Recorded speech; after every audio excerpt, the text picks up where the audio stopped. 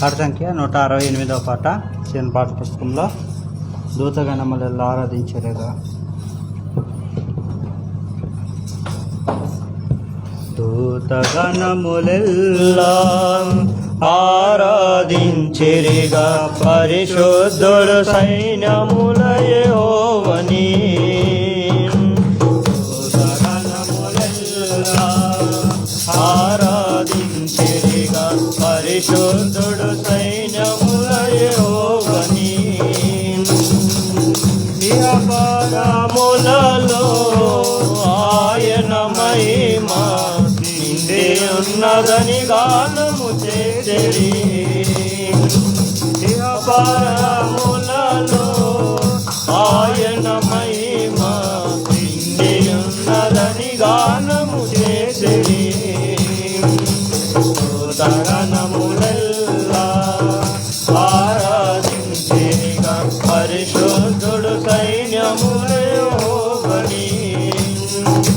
నిష్కళంకమైనది నీ కను దృష్టి, నీవు చూడలేవుగా దుష్టత్వమును.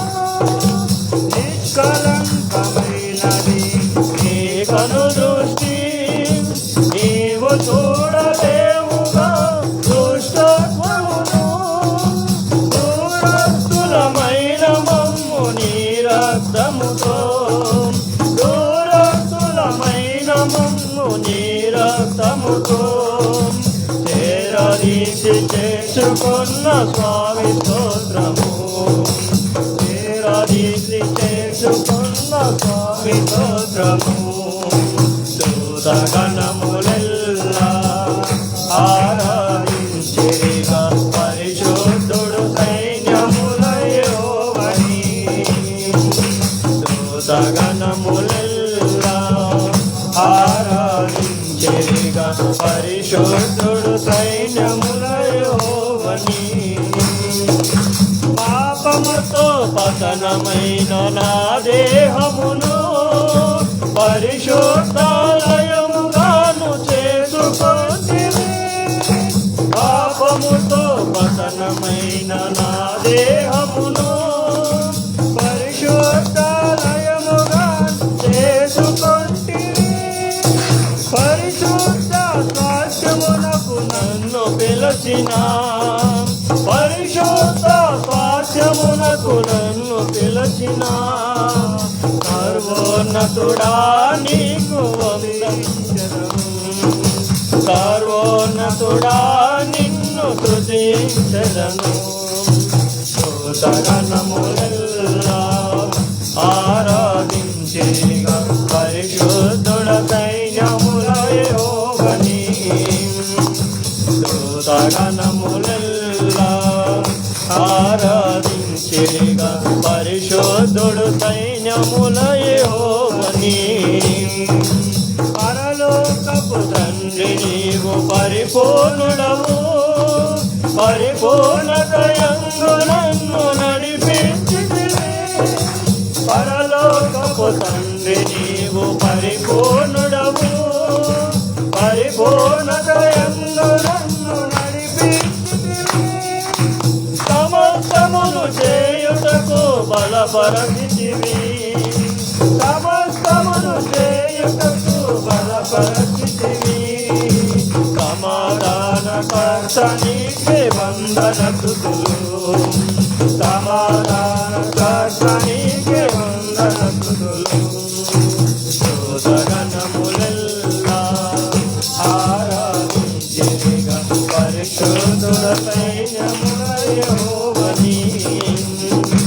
దూతగణములెల్లా ఆరాధించెరిగా పరిశుద్ధుడు సైన్యముల యెహోవాని. దయచేసి కూర్చుందాం. ఇంతవరకు పరిశుద్ధమైనటువంటి దేవుని నామాన్ని ఆరాధించుకునే కృప దేవుడు మనకు దయచేస్తున్నాడు. నాకు దీన్ని బట్టి ఒకటి అర్థమవుతుంది, మనంతా యంత్రాలు అనిపిస్తుంది. కరెంట్ ఉంటే పని చేస్తాం, లేకుంటే లేదని. మనలో ఎంత ఉత్సాహం ఉందో, మనలో ఎంత సంతోషం ఉందో దేవుని సన్నిధులని ప్రభువు పరీక్షించడానికేమో ఈరోజు కరెంట్ లేకుండా చేశాడు అని నాకు అనిపిస్తుంది. మీకేమనిపిస్తుందో మాకు తెలియదు, కానీ మా టైం బాగలేకపోతే ఈరోజు కరెంట్ పోవాలని అనిపిస్తుందేమో. దీన్ని బట్టి నాకు ఒకటి అర్థమైంది, మనంతా ఛార్జింగ్ మనుషులము అని. మొబైల్కి ఛార్జింగ్ ఉంటే పని చేస్తుంది, ఛార్జింగ్ లేకపోతే ఆఫ్ అయిపోతుంది. మనం కూడా కరెంట్ ఉంటే ఇన్ని రోజులు ఈ మైకులో పాడుతూ ఉంటే చాలామంది అందరూ సంతోషంగా గంభీరంగా పాడతారేమో అనుకున్నా నేను. కానీ మైకులో ఒక్కడిదే అంగామేడ, కూర్చున్న వాళ్ళు ఏమాత్రం జీవం లేదు. యేసు నామములో మీలో జీవం దేవుడు నింపును గాక. ఎందుకంటే మనం మాట్లాడితే ఎంత మైకన్నా పనిచేసేది కదా. ₹1,00,00,000 పెట్టి కారు తీసుకున్నా మనం స్టీరింగ్ ఆడ కూర్చొని ఆన్ చేసి కీ తిప్పితేనే అది ముందుకు పోయేది. దేవుడు కూడా మీరు మైకులు పెట్టుకొని, కీబోర్డులు పెట్టుకొని, తబలాలు పెట్టుకొని, డోలకలు పెట్టుకొని నన్ను ఆరాధించండి, నన్ను మహిమపరచండి అని ఎక్కడ చెప్పలేదు. మీ ప్రాణాత్మ శరీరంతో దేవుణ్ణి మహిమపరచుడి అన్నాడు. ఆమేన్. దేంతయ్యా? దేంత? కరెంట్ లేదు, డోంట్ వరీ. కరెంట్ లేకపోతే ఇప్పుడు వాళ్ళ పక్కన వాళ్ళు ఇన్వర్టర్ పెట్టుకున్నారు, ఛార్జింగ్ ఉండేదాకా హంగామ చేశారు. ఛార్జింగ్ అయిపోయిన తర్వాత చూడు సౌండ్ లేదు కదా. అయితే ఇక్కడ ఉండాలి పవర్. ఏ పవరు? పరిశుద్ధాత్ముని యొక్క శక్తి, బలం ఏడగానే ఉంటే ఆటోమేటిక్ మన నోటికి బలం వచ్చేస్తుంది, మన చేతులకు బలం వచ్చేస్తుంది. కొడితే చప్పట్లు కొడితే ఎరుకో గొడవలు కూలిపోయినట్టుగా యేసు నామములో మనలో బలహీనతలు కూడా తొలగిపోవును గాక. బలం కావాలి. ఆ బలం కరెంటు నుంచి వచ్చేది కాదు, మనం ఆరాధిస్తున్న దేవుడి నుండే మా బలం పొందుకుందాము గాక. ఎంతమంది కావాలి ఆ బలం? 2 వారాలు కరెంట్ లేకుండా ఉండడం మంచిది అనిపిస్తుంది నాకు. వద్దా? కరెంట్ కానీ కావాలా? ఎందుకంటే గడిచిన వారం కూడాకి మనం అదే లేఖన వాక్యాలు మాట్లాడుకుంటూ వస్తూ వచ్చాం. ఎందుకో యాక్చువల్లీ ఈరోజు ఒక స్పెషల్ సండే లాగా ఒకటి అరేంజ్ చేద్దామని ప్లాన్ చేశాం. ఎందుకో పరిశుద్ధాత్మ దేవుడు ఇట్లాంటి పరిస్థితులు వస్తాయేమో నాకెందుకో తటస్థించి నిన్నటి దినాన నా ఆలోచన నేను మార్చుకున్నా. తిరిగి వాళ్ళకి ఫోన్ చేసి, ఆ సేవకులకు ఫోన్ చేసి, లేదు ఈ సండే వద్దు, ఎందుకో ఈ సండే వద్దని నాకు దేవుడు బోధించట్లేదు, ప్రభు చిత్తమైతే నెక్స్ట్ సండే పెట్టుకుంటామని చెప్పి వాళ్ళకి చెప్పా. వచ్చి ఉంటే లైవ్ ఉండేది కాదు కదా. వాళ్ళంతా ఆత్మభారంతో దేవుని వాక్యాన్ని బోధించడానికి ఇక్కడికి వస్తారు, వాళ్ళంతా ఉత్సాహంతో దేవుని సన్నిధిలో పాటలు పాడాలనుకుంటారు. మనం మాత్రం ఇట్టే చూస్తుంటాం. వాళ్ళ సాయి వాళ్ళు నిరాశపడిపోతారు, బాధపడిపోతారు. అయ్యో ఈ సంఘంలో పాపం ఈ 10 మంది ఉన్న 10 మంది జీవంలోని పెట్టుకుని నేను సేవ చేస్తున్నాడని వాళ్ళు బాధపడిపోను కదా. అందుకేమో దేవుడు ఆలోచనకర్త, ఆయన సమస్తమును ఎరిగినటువంటి వాడు. ప్రభు చిత్తమైతే వచ్చే ఆదివారము మీకు తెలిసిన వారిని, మీ చుట్టుపక్కల ఉన్న వారిని అందరూ తీసుకురండి. ఎందుకు దేనికని మీకు డౌట్ రావచ్చు. ఇప్పుడు మనం ఈ సంఘం స్టార్ట్ చేసి ఇంచుమించు ఈ నెలతో సంవత్సరం కంప్లీట్గా వస్తూ ఉంది. ఆమేన్. దేవునికి మహిమ కలుగును గాక. అన్ని దినాలుగా మన బానిస బ్రతుకులు, దాస్య బ్రతుకులో నుంచి, ఇందాక ఆరాధన వర్తమని విన్నాం కదా, దాస్యంలో నుండి, దుష్టాత్వంలో నుంచి, అంధకారంలో నుంచి, వాటన్నిటిలో నుంచి విడిపించి మనకేమిచ్చాడంట? ఏమిచ్చాడు? ఎవరు వినలేదు కదా. స్వాతంత్రమును అనుగ్రహించను. ఆగస్టు 15 వస్తే ఏం చేస్తారు? ఏం మాకు తెలియదు, చాక్లెట్లు ఇస్తారు ఆ రోజు అంతే అంటారా? పిల్లలు స్కూల్కి వెళ్ళే పిల్లలకు తెలుసుద్ది ఏమని, చర్చకు వచ్చే పిల్లలకు తెలుసుద్ది మా సంఘం ఎప్పుడు స్టార్ట్ అయింది, ఎప్పుడు సంవత్సరం కాబోతుందని. మన సంఘం విద్యార్థులు రిజిస్టర్లు లేదు, ఇక్కడ పేర్లు లేవు, ఎక్కడెక్కడో ఉన్నాయి పేర్లు కదా. చాలా బాధాకరం. ఈ సంవత్సరమైనా మీ పేరు రిజిస్ట్రేషన్లో రాయించుకోండి. ఎందుకంటే సంఘం అనే రిజిస్ట్రేషన్లో నీ పేరు లేకపోతే పరలోక రాజ్యంలో నీ పౌరుడిగా ఉండలేవు. మనం ఎక్కడైనా తిరగచ్చు, ఎక్కడైనా ఉండొచ్చు, కానీ మనకంటూ ఒక స్థానము, ఒక మందిరంలో గుర్తింపు ఉండాలి. నిన్ను ఎరిగిన ఒక కాపరు ఉండాలి, నీ పేరు ఎరిగిన ఒక కాపరు ఉండాలి. అది నీకు క్షేమం. మనం అనేక సంఘాలకు వెళ్ళొచ్చు, ఎక్కడికి వెళ్ళొచ్చు, కానీ అనేక మంది బోధకులు ఉన్నప్పటికీ తండ్రులు మనకు అనేకులు లేరు. ఒక తండ్రి ఒకడే ఉంటాడు కదా. నాకు ఊరంతా తండ్రులు అంటే మన తల్లిని హీనంగా చూస్తారు. నాకు ఊరంతా మా నాన్నగారు లేనిది అనుకో, పొరపాటున పోయి ఆడన్నా మన తల్లికి ఏమన్నా విలువ ఉంటుందయ్యా? ఉంటుందే? ఉంటుందమ్మా. తండ్రి లాంటి వాళ్ళు అంటే ఒక అర్థం ఉంది. నా తండ్రులే అంటే కాదు కదా. కనుక సంఘంలో కూడా మనం ఏమై ఉండాలంట? బిడ్డలమై ఉండాలి. మనం ఎక్కడన్నా వెళ్ళొచ్చు, ఎక్కడ ఏ సభలకన్నా వెళ్ళొచ్చు, ఏ మందిరాలకి వెళ్ళి వాక్యం వినొచ్చు, తప్పులేదు, వాక్యం వినొచ్చు. కానీ నీకంటూ ఒక పుట్టినిల్లు ఎలాంటి ప్రాముఖ్యమైనదో, నిన్ను గుర్తిరిగిన ఒక సేవకుడు లేదా ఒక కాపరి, నీ నిమిత్తం ప్రార్థన చేయగలిగిన ఒక కాపరి ఉండాలి. అది నీకెంతో క్షేమం. ఎందుకంటే కాపరులు దేవుడు లెక్క అడుగుతాడు. మిమ్మల్ని అడుకోవచ్చు, మీరు అనుకోవచ్చు మమ్మల్ని అడుగుతాడు లెక్క అని. కాపరులతో దేవుడు అంటాడు, మీరందరూ ఆత్మలో లెక్క ఒప్పజెప్పవలసిన వారి వలె వారిని కాయిచున్నారు కనుక అంటాడు. ఏం చేయాలంట? రేపు దేవుడు నన్ను ఏమడుగుతాడు? నన్ను ఒక లెక్క అడుగుతాడు. నీ మందిరంలో ఎంతమంది ఉన్నారని. నేను ఎంతమంది లిస్ట్ ఇచ్చేస్తాను. ఇదిగయ్యా నా మందిరంలో ఎంతమంది ఉన్నారు దేవుని మహాకృపను బట్టి అని చెప్తాను. ఆయన ఆ లిస్ట్ తీసుకొని పోయి నా దాంట్లో టాలీ కావాలి కదా. సంఘం అనేది నాది కాదు, గుర్తుపెట్టుకోవాలి. అదే చిన్న సంఘం కదా అనుకున్నారు. మళ్ళా ఇది ఎవరి సంఘం? జీవము కలిగిన దేవుని సంఘం. ఈ జీవము కలిగిన దేవుని సంఘంలో నాకు ఒక పని ఇచ్చాడు ఆయన. ఏం పని? కొన్ని ఆత్మల్ని గొప్ప చెప్తాను, వాళ్ళకి పరలోక రాజ్యం గురించినటువంటి మార్గాన్ని నువ్వు బోధించాలి. ఆ మార్గంలో వారు నడిస్తే వారు నా దగ్గరకు వస్తారు అని చెప్తాడు. అంతవరకే నా పని. అక్కడికి వెళ్ళిన తర్వాత లెక్కలు తారుమారు కాకూడదు. ఏం కాకూడదు? చెప్పాలా? లెక్కలు తారుమారు కాకూడదు. అందుకని మన పేరు ఎక్కడ ఖచ్చితంగా ఒక దానిలో రిజిస్ట్రేషన్ చేసుకుని ఉండాలి. మన గుర్తింపు కలిగి ఉండాలి. నీ కోసం ఒక సేవకుడు మోకాలు లేచిందంటే నీ పేరు ఆయన స్మరణకు వచ్చేటట్టుగా ఉండాలి. అలాంటి సంఘాలను ఎన్నుకోవడం నీకు నాకు ఎంతో ఉత్తమమైనటువంటి లక్షణం. అయితే కానీ ఈరోజు జనాలు అంటారు, విశాల మార్గమున పోవు జనులు అనేకులు. అయితే నిత్యజీవం పోయే మార్గం ఎలా ఉందంట? అది సంకుచితమై ఉన్నది. అంటే కంటికి కూడా సక్రంగా కనపడదు. మనది ఎట్టా లోపల గొంతులలో ఉందా, సందులలో ఉందా, ఆ రోడ్లో పోయే వాళ్ళు కూడా ఇక్కడ ఒక చర్చి ఉందని అంతగా తెలియదు. అట్లా ఉంటుంది నిత్యజీవం పోయే మార్గం కూడా. అయితే నాశనానికి పోయే మార్గం ఎలా ఉంటుందంట? విశాలంగా ఉంటుంది. కొన్ని చర్చిలు ఉంటాయి, ఓపెన్ ప్లేస్. ఆ బస్సులో పోతున్న కనపడతాయి, ఫ్లైట్లో పోతున్న కనపడతాయి. ఆడికి పోయామనుకో మనం ఆనందించవచ్చు, మనం ఆరాధించవచ్చు. కానీ ఆడ స్టేజ్ పై నిలబడిన సేవకుడు మనం ఎవరో తెలియకపోవచ్చు. సేవకుడు నీ నిమిత్తం ప్రార్థన చేయలేకపోవచ్చు. నువ్వు అనేక ప్రార్థనలో పాల్పొందులు పొందుకుంటావు, సంతోషం. కానీ నీ కొరకు ప్రాణం పెట్టినట్టు యేసు ప్రభు ఈ భూమి మీద ఏం చేశాడు? కాపరులను నియమించాడు. అందుకని గడిచిన వారం మనం ఏం చూస్తూ వచ్చాం? మర్చిపోయారేమో కదా. ఎజ్కేలు గ్రంథం 37 అధ్యాయం మనం ధ్యానం చేస్తూ వచ్చాం. ఎజ్కేలు అనే ఒక దైవజనుడికి, ప్రవక్త గారికి ఆయన ఒక లోయలోనికి నువ్వు వెళ్ళు అని చెప్తాడు. ఆ లోయలోనికి వెళ్ళిన తర్వాత ఆ లోయలో నీకేం కనపడుతున్నాయి ఎజ్కేలు అని అడుగుతాడు ఆయన దేవుడు. అప్పుడు ఆయన చుట్టూ చూసి, అయ్యా ఈ లోయలో నాకేం కనపడట్లేదు, కానీ ఎటు చూసినా కూడా ఎండిపోయిన ఎముకలు, అవి దేని పనికిరాని ఎముకలు కుప్పలుగా చల్లా చెదురుగా పడిపోయి ఉన్నవి అని అంటాడు. ఏమన్నాయి? ఎముకలు. అవి ఎవరికి? కుక్క ఎముకలు అనుకున్నారు, గేదె ఎముకలు అనుకున్నారు, మనుషుల ఎముకలు. చచ్చిపోయిన వారు అనేక మంది సైన్యము ఒకప్పుడు చనిపోయి ఆడ ఎముకలుగా పడిపోయి ఉన్నాయి. ఒకదానికి ఒక సంబంధం లేకుండా కుప్పలుగా పడిపోయి ఉన్నాయి. టమాటాలు కుప్ప పోసినట్లుగా, ఈ చుక్కుడుకాయలు ఇవన్నీ అమ్ముతూ వస్తారు, కూరగాయలు మిక్స్ చేసి కొట్టినట్టుగా అట్లాగా అన్నీ మిక్స్ అయిపోయి ఉన్నాయి ఎముకలు.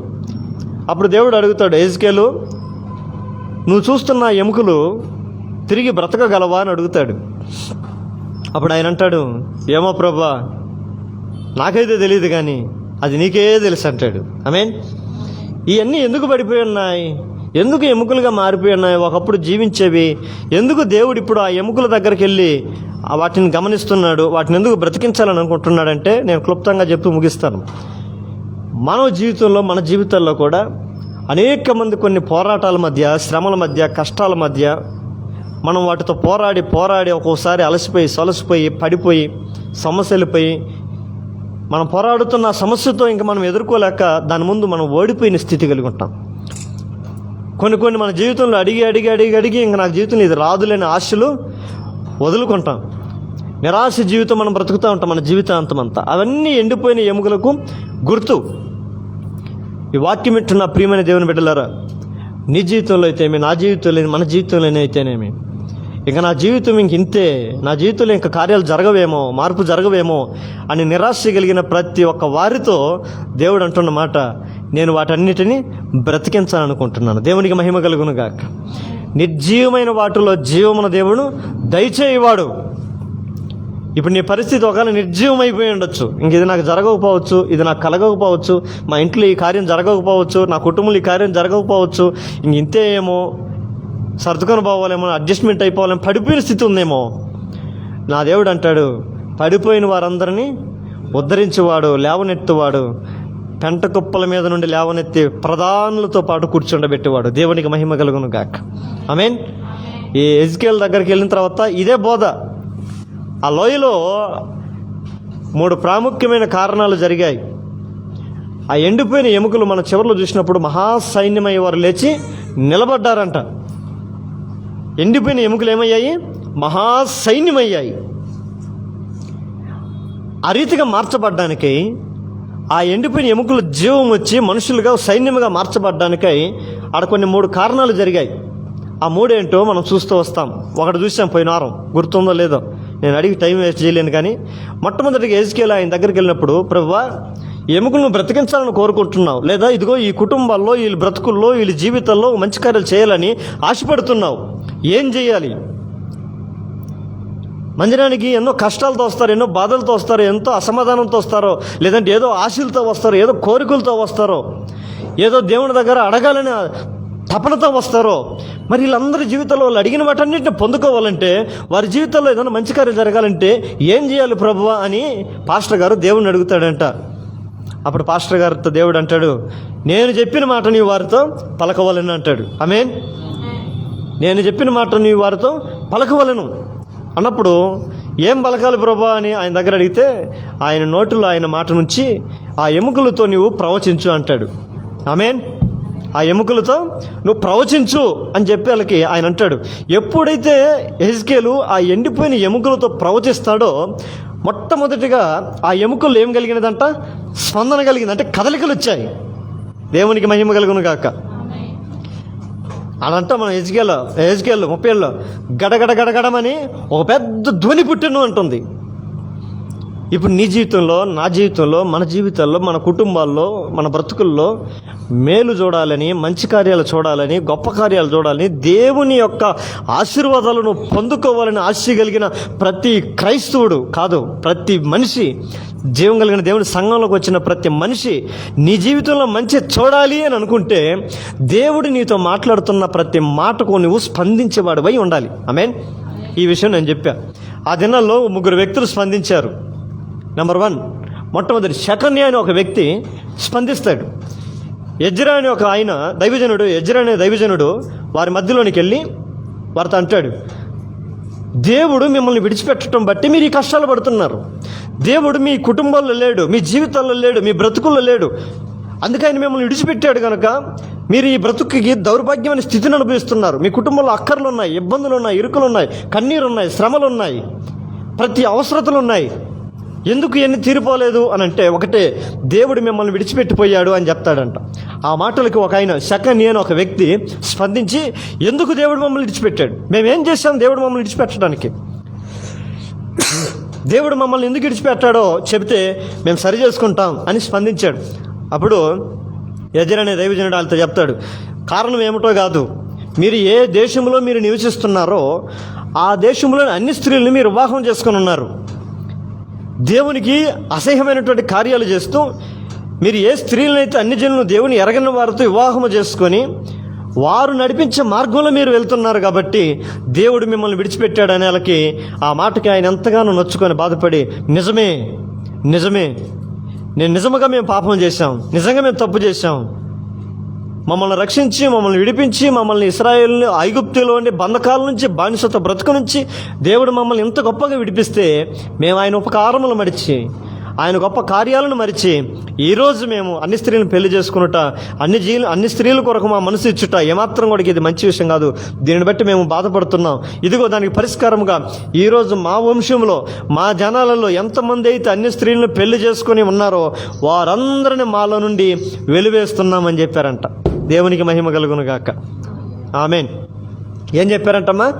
అన్ని స్త్రీలను ఎవరైతే మేము వివాహం చేసుకుని ఉన్నామో వారందరిని మాలో నుండి వెలివేస్తున్నాం. అలా అని చెప్పి చర్చికి రానని పెళ్లి చేసుకున్నా అని చెప్పి వదిలేమని కాదు. అన్ని స్త్రీలు అనగా లోక సంబంధమైనటువంటి ఆచారాలు, లోక సంబంధమైనటువంటి తలంపులు, లోక సంబంధమైనటువంటి మూలపాఠాలు, లోకం సంబంధించిన ప్రతి విధమైనటువంటి కార్యాలు. ఒక మాటలో చెప్పాలంటే దేవునికి ఇష్టం లేనివి ఏ అయితే మనం చేస్తున్నామో వాటినే అన్య స్త్రీలు అని అంటాం. ఇప్పుడు మన జీవితంలో ఇక్కడ కూర్చొని మన జీవితంలో అన్ని దేవుడికి ఇష్టమైనవి చేస్తామా? అలా అయితే మన జీవితాలు చాలా బాగా ఉండు. ఏదో కొన్ని దేవునికి ఇష్టమైనవి చేసినా కూడా ఎక్కువగా దేవునికి ఇష్టంగానే మన జీవితంలో ఉంటాయి. అలా అని చెప్పి దేవుడు మనల్ని ఎప్పుడు కూడా నాశనం చేయాలని కానీ, మనల్ని అంతం చేయాలని కానీ పొరపాటు కూడా ఎప్పుడు దేవుడు మన మీద కోపల్లా. ఎందుకో తెలుసా? నువ్వన్నీ తెలియక చేస్తున్నావు. నీకేదో శ్రేష్టమైంది నేను బోధిస్తే ఖచ్చితంగా నువ్వు మారుతావు అనే ఆశతో దేవుడు మనల్ని భరిస్తున్నాడు. అందుకని కీర్తనకారుడు అన్నట్టు, అనుదినము మా భారములు నీవు భరించుచున్నావు. దేవునికి మహిమ కలుగును గాక. ఆయన సిలువలు మాత్రమే కాదు మన పాపములు భరించింది. సిలువ వేయబడిన తర్వాత, తిరిగి పునరుద్ధానుడైన తర్వాత, నేటి వరకు కూడా మన ప్రభు అయిన యేసుక్రీస్తు ఆయనకు వ్యతిరేకంగా మనం చేస్తున్న ప్రతి విధమైన భారాలను నేటి వరకు కూడా ఆయన మన భారములను భరిస్తూనే ఉన్నాడు.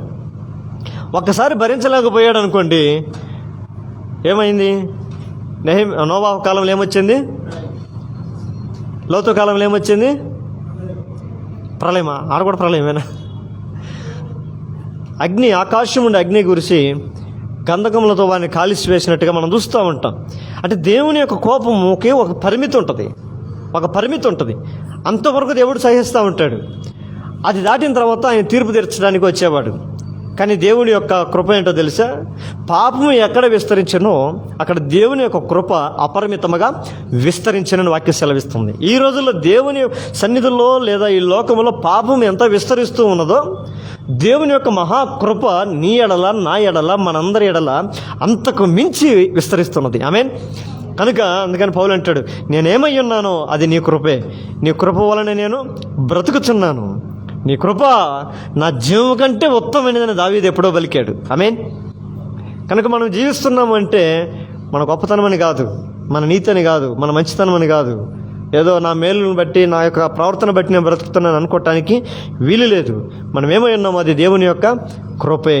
కనుక ఈ యొక్క మధ్యాహ్న కాల సమయంలో దేవుడు మన నుంచి కోరుకునేది ఏంటయ్యా అంటే, ఎండిపోయిన ఎముకల్లో జీవం తెచ్చి సైన్యంగా నిలబెట్టినట్లుగా మన బ్రతుకులను కూడా దేవుడు ఒక గొప్ప బలం ఇచ్చి, తన ఆత్మతో నింపి, తన శక్తితో నింపి, ఈ లోకంలో తన కొరకు ఒక సైనికుడిగా, ఒక పనికొచ్చే పాత్రగా ప్రభు నిలబెట్టుకోవాలని ఆశపడుతున్నాడు. ఆ రీతిగా నువ్వు ఉండాలి అని అంటే మొట్టమొదటి మనం ఏమవ్వాలి? స్పందించే వారమై ఉండాలి. శకన్య స్పందించాడు. తనలో ఉన్న చెప్పుకుంటున్నాడు, ఇదిగో మేము వాటన్నిటినీ వెలివేస్తున్నాం. ఈ మధ్యాహ్న కాల సమయంలో నువ్వు కూడా కనగలగాలి. దేవుని కంటే నేను దేన్ని ఎక్కువగా ప్రేమిస్తున్నానో, దేవుని కంటే నేను దేవుని ఎక్కువగా ఆరాధిస్తున్నాను, దేవుని కంటే దేనితో నేను ఎక్కువగా టైం స్పెండ్ చేస్తున్నానో వాటన్నిటినీ నాలో నుంచి ఈరోజు వెలివేస్తున్నానని చెప్పగలగాలి. ఆమేన్ అంటారా? సాధ్యమేనా? ఫోన్ రోజుకి 10 గంటలు చూస్తాను నేను. లేదు, ఈరోజు రోజుకి 1 గంట మాత్రమే చూస్తాను. మిగిలిన 9 గంటలు నా దేవుని గురించే నేను స్మరిస్తానని అనుకోండి. సాధ్యమేనా? ఏమో, నాకైతే ఆ నమ్మకాలు కలగట్లే. ఆ ఎముకలైతే ఏమన్నాయంటే గడగడగడగడగడ అని కదిలాయంట. మనమైతే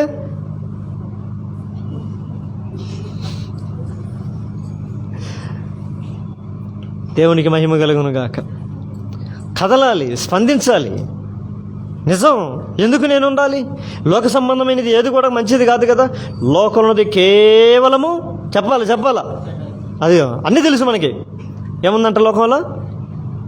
ఫోన్లో ఏముంది? మంచి కూడా ఉంది, కానీ మన కళ్ళు దాని మీదకి బాగు కదా. మన కళ్ళు పోయేదంతా సీరియల్ మీదకి, సినిమాల మీదకి, జబర్దస్తుల మీదకి. ఏమన్నా మంచిగా చూస్తే నో ప్రాబ్లం, డోంట్ వరీ. కానీ మన కళ్ళు దేని మీదకి పోతాయి?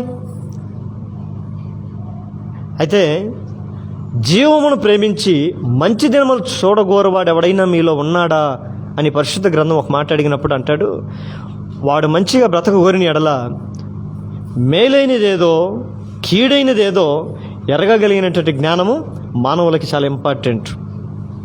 ఈ రోజున మనుషులందరూ కోరుకునేది కీడునే. ఈ లోకములో కోరుకునే సంతృప్తి అది శాశ్వత కాలం అనుకుని మానవుడు బ్రతుకుతున్నాడు. అది శాశ్వతం కాదు, అది కొంతవరకే. అయితే నిత్యమైనటువంటి సంతోషంలో మానవుడు రాలేకపోతున్నాడు, ఎందుకంటే అది అదృశ్యమై ఉన్నది కాబట్టి. అయితే దేవుని వాక్యం అంటుంది, దృశ్యమైనవి అదృశ్యములు, అదృశ్యమైనవి దృశ్యములనై ఉన్నవి అంటాడు. నీ కంటికి ఏదైతే కనబడలేదో అదే సత్యం. గాలి ఉంది, కనబడదు, కానీ గాలి ఉన్నదనేది సత్యం. ఆ గాలి అనేది లేకపోయిందనుకో మనం బ్రతకం. మన ఆత్మ ఉన్నది, జీవం ఉన్నది అనేది సత్యం. అది లేకపోయిందనుకో మన శవం. కానీ ఈ కంటికి కనపడవు, అంత మాత్రం లేవనే. డాక్టర్ దగ్గరికి వెళ్ళి ఒకడు నొప్పి ఎలా ఉంటుందని అడిగాడంట. నొప్పి ఎలా ఉంటుందంటే చెంప మీద గట్టిగా ఒకటి వీకాడంట. అబ్బా అని పట్టుకున్నాడు గట్టిగా. ఎందుకురా అబ్బా అన్నావు? ఏ చిన్నం కొట్టావు, ఎంత నొప్పి తీసింది తెలుసు అన్నాడు. నొప్పి నాకు చూపించరా అన్నాడంట. కనపడుతుంది నొప్పి, అనుభవం ఉంటుంది అంతే. అది దేవుని యొక్క రాజ్యం, దేవుడిచ్చే సంతోషాన్ని కూడా మనం ఎట్లా చేయాలంటే అది చూసే అనుభవం, చూసే వాటిని బట్టి కాదు, పొందుకునే అనుభవాన్ని బట్టి ఉంటుంది. దేవునికి మహిమ కలుగును గాక. ఆమేన్. అందుకని అంటాడు యెహోవా ఉత్తముడని రుచి చూసి తెలుసుకోనండి. మనం ఏం చూస్తామంటే కొండకాడికి వచ్చి ఆగిపోతున్నాం. నేను అది తినలేను, మొహమాటాలు కొంతమందికి. తినాలని ఆశ, మొహమాటం. తింటే ఏమనుకుంటారో, కొంతమంది కుర్రోళ్ళకి అది బలిమోమాట. అందమైన అమ్మాయిలు ఆ చుట్టూరు నిందానికి అక్కడంతా కడుపు నిండా కూడా అన్నం తినలేరు. ఎందుకంటే ఏమో ఎక్కువ తినిందనుకున్నా ఎగతాలు చేస్తారేమో, వీడు తిండిపోతాడు అంటారేమో, బిల్డప్లు ఇచ్చేకపోతారు. ఒక ఊరికి ఒక కొత్త అల్లుడు వెళ్ళాడంట అత్తగారింటికి. కొత్త అల్లుడు వెళ్ళిన తర్వాత అత్తగారులు సంక్రాంతి అల్లుళ్ళు అంటారుగా, ఆ ఊరికి వెళ్ళిన తర్వాత బాగా గౌరవిస్తారంట కొత్త అల్లుడిని. వచ్చాడని చెప్పి, అల్లుడు వచ్చాడని చెప్పి చికెన్లు, మటన్లు, అయ్యి అరిసెలు, గారెలు మొత్తం తెచ్చి చేసి పెట్టారంట. అల్లుడు గారు తినండి అని చెప్పి తీసుకొని వస్తే, అబ్బాయి నేను తిన్నాను, నాకొద్దు, నాకు అలవాటు లేదని చెప్తాను. లోపలేమో జొల్లు గారిపోతా ఉందంట. తింటే బాగుండదు, ఇబ్బంది, మళ్ళీ బాగుండదు, ఇట్లా అనుకుంటారేమో, ఎప్పుడు తిండి లేని వాడాలి తినుకుంటాను అనుకుంటారేమో అని మనోడు మొహమాట పడి ప్రిస్టేజ్ పడిపోతున్నాడంట. అరే ఏంది అల్లుడు ఏం తిండి అని చెప్పి వాళ్ళే మొత్తం తినేస్తున్నారంట. వీడికి కనీసం ఒకటైనా పెట్టచ్చు కదా, ఆడ మళ్ళీ అయినా తింటాం కదా అని అనుకుంటాడంట. వాళ్ళు ఒక్కడు కూడా పెట్టట్లేదంట. రాత్రి అయిందంట, మంచి పచ్చడి, మంచి నెయ్యి వేసి, భలే ఉంటుంది పచ్చడి అని చెప్పి తినండి అల్లుడు గారు అంటే, వద్దు నాకు నేను తిన్నాను అని చెప్పాడు. అర్ధాకలతో తిని సగం అర్ధరాత్రి 2 అయిందంట నైట్. అందరూ పడుకున్నారంట. ఆకలి అయిందంట బాగా. లేచి తిందామని లేచి చూస్తే అందరు బాగా నిద్రపోతుంటే ఇదే మంచి టైం అని చెప్పి కుండలు కడిగిపోయాడంట. కుండలన్నీ కలబెట్టి చూస్తే నాకి పెట్టేశారంట వాళ్ళంతా ఆల్రెడీ. వాళ్ళు మహానుభావులు వాళ్ళు. అరే వీళ్ళే మనుషుల పశువులు, నాకన్నా దారుణంగా ఉండరా. నేను సిగ్గుపడి మొహమాట పడి ఈరోజు నా బతుకు పట్టింది. వీళ్ళు నాకన్నా సిగ్గులు ఉండరా, నేను అనవసరంగా టైప్ అయిందిరా నా బతుకు అని చెప్పి చాలా బాధపడి ఎట్ట చేయాలి ఏం చేయాలని చెప్పి పచ్చడి దంచి రోడ్డు కడిగి పోయాడంట. ఆ రోడ్డు కడిగి బండ జరిపి ఆ రోడ్డు నాకుతా ఉన్నాడంట. లైట్లు వేసారంట ఎవరు. కుక్క ఎక్కే అనుకొని వాళ్ళ మామ కర్ర పట్టుకుని నిలబడి ఉన్నాడంట. చూస్తే అల్లుడు లైట్ వేస్తే, అల్లుడు గారు ఏంది పరిస్థితి అంటే, ఏం లేదులే అని చెప్పి నిద్రలో నటించినట్టుగా, ఏదో కొంతమంది ఉంటారుగా నిద్రలో లేచి నడుస్తూ ఉంటారు, ఇది చేస్తున్నట్టుగా చేస్తూ ఉన్నాడంట. అంత అవసరం ఏముంది? అందుకని ప్రభువాక్యం కూడా ఒక మాట అంటుంది, మీకు తెలుసో లేదో, మీరు మొహమాటం లేని వారై ఉండండి. అన్ని విషయాల్లో మనకు మొహమాటం లేని వారమై ఉంటాం. దేవుని కొరకు బ్రతికే విషయంలో మాత్రం మనం మొహమాటం కలిగిన వారమై ఉంటాం. ఒక్కొక్కసారి మనిషితో మాట్లాడాలంటే నాకేం మొహమాటలేదు, ముఖం మీద అడుగుతా, ముఖం మీద అడిగేస్తా, నేను ఇట్టడిదాన్ని అట్టటోని నాకేం భయం లేదంటాం. ప్రభు కొరకు ఆ రోషం ఉండదు. మళ్ళా ప్రభు కొరకు బ్రతకడానికి ఆ రోషం ఉండదు. మళ్ళా దేంట్లో మొహమాటం కలిగి ఉండాలి? ప్రతి విషయంలో మొహమాటం లేని వారమై మన ముందు గాక. ఆమేన్. శకన్య స్పందించమంటే వెంట్లుగా స్పందించాడు. దేవుని కార్యాలు నా జీవితంలో జరగాలంటే, లోకం అనేదే నా జీవితంలో అడ్డుగా ఉంటే, యేసు నామములో నా జీవితంలో తొలగిపోవును గాక. నాకు యేసే ముఖ్యం. ఆమేన్. నాకు ఆయన కార్యాలే ముఖ్యం. నేను ఇంకెందుకు మందిరానికి వెళ్ళడం, నేను ఇంకెందుకు వాక్యం వినడం? అరే మందిరానికి వెళ్ళి నా జీవితం బాగుపడకపోతే ఇంక నేను ఎందుకు వెళ్ళడం? మందిరానికి వెళుతున్న నా జీవితంలో కార్యాలు జరగలేదంటే, లోకం అనేది అడ్డుంటే ఈ మధ్యాహ్న కాలం ఆలోచించి తొలగిపోవును గాక. నెంబర్ 1.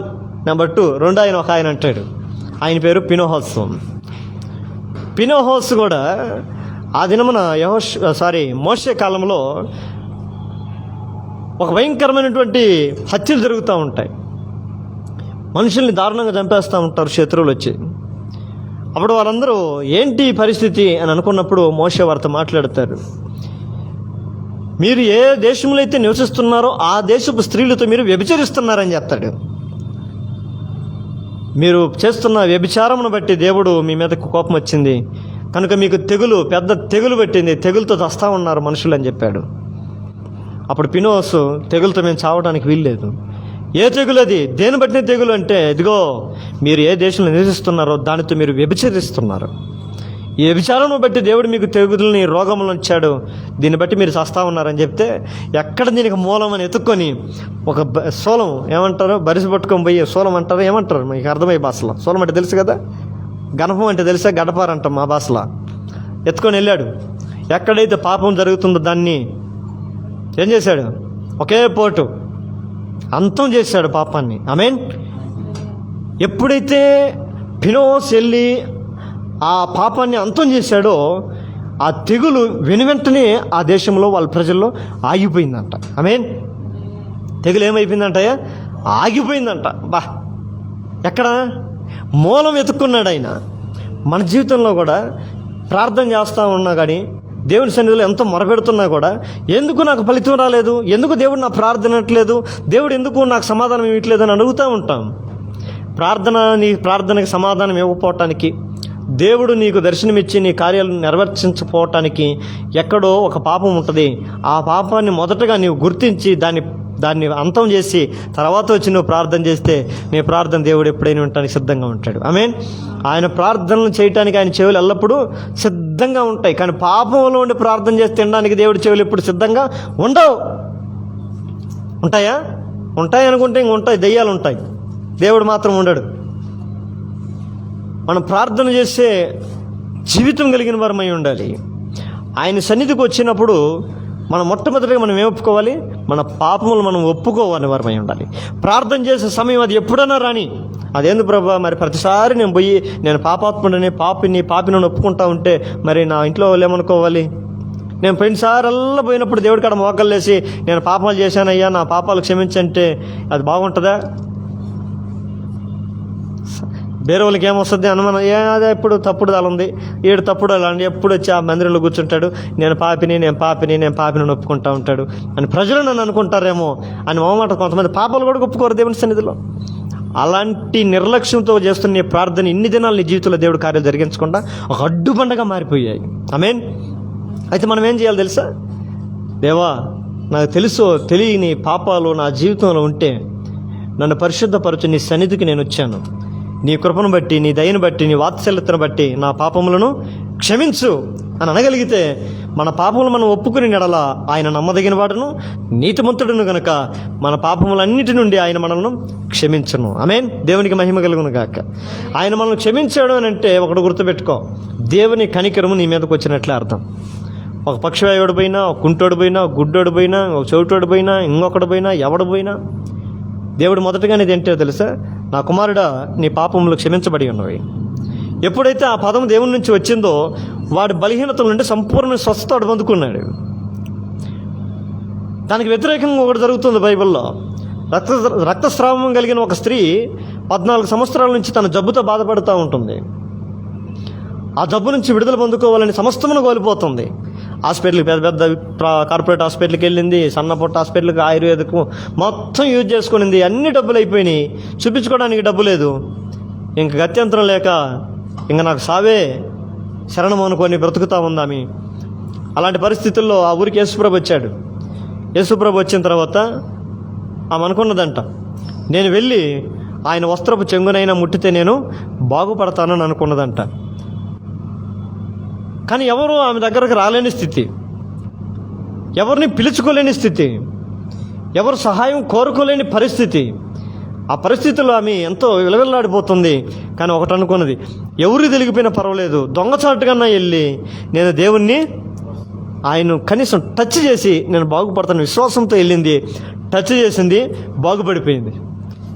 అంతలా సమాజంలో అంతలా గుంపులో ఆమె వెళ్ళింది, యేసుప్రభుని ముట్టింది, బాగుపడిపోయింది. బాగుపడినాను కదా అని చెప్పి లేచి పరిగెత్తుకుని ఇంటికి వెళ్తా ఉన్నిందేమో. అప్పుడు దేవుడు వెంటనే కల్పించుకొని ఒక మాట అంటాడు, ఇక్కడ ఎవరో నన్ను ముట్టితిరి అని అడుగుతాడు. ఆడున్నటువంటి శిష్యులంతా ఆయన చూసి, ఏంది ప్రభు ఏం మాట్లాడుతున్నాను, అసలు నీ చుట్టూరు ఎంతమంది జనాలు ఉన్నారు, కిక్కిరిసి నీ మీద బయలుపడుతున్నారు కదా, ఎవరో నన్ను ముట్టారని అనడం ఏంది ప్రభు, ఇది సమాజమా అంటే అని అంటాడు, లేదు నన్ను నిజంగా ఒకరు ముట్టారు, వాళ్ళు ముట్టిన వాళ్ళ ఉద్దేశం వేరే అని చెప్పినప్పుడు ఆ స్త్రీకి అనుకుంటుందంట, అట్లయితే నా దేవుడు ఆయన నన్ను గుర్తుపెట్టేసినట్టున్నాడని చెప్పి గడగడ భయముతో ఆయన ముందుకు వచ్చింది.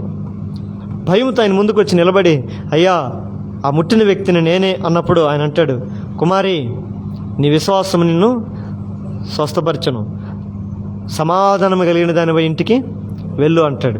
ఆమె మొట్టమొదటి స్వస్థత ఏం పొందుకున్నది కదా, పొందుకొని ఇంటికి వెళ్ళిపోయి ఉంటే ఈ దేవుడి నుండి వచ్చే మాట ఏమొచ్చింది, నువ్వు ఎట్లా ఊరికి వెళ్ళకూడదు. నువ్వు స్వస్థతను ప్రాముఖ్యం అనుకుని పరిగెత్తుకొని వచ్చావు, కానీ స్వస్థత నీకు పొందుకున్నావు. కానీ అంతటితో ఆగిపోవడం దేవుని ఉద్దేశం కాదు, దేవుని చిత్తం కాదు. నువ్వేం పొందుకొని వెళ్ళాలి? ఇక్కడి నుంచి సమాధానం పొందుకొని ఇంటికి వెళుదువు కాక. అప్పుడు ఆ స్త్రీ ఎట్లా వెళ్ళింది తెలుసా? స్వస్థతతో పాటుగా దేవుడిచ్చే సమాధానాన్ని తీసుకొని వెళ్ళింది. ఈ రోజుల్లో కూడా చాలామంది రక్తస్రావం కలిగిన స్త్రీల వలె, పురుషుల వలె మందిరానికి వచ్చేవాళ్ళు. దేనికి వస్తారు?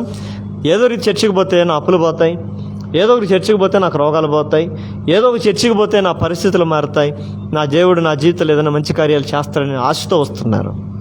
అవన్నీ దేవుడు ఇస్తాడు, కానీ వాటితో పాటుగా దేవుడిచ్చే సమాధానం మనం పొందుకోవాలని ఆశపడాలి. ఆమేన్.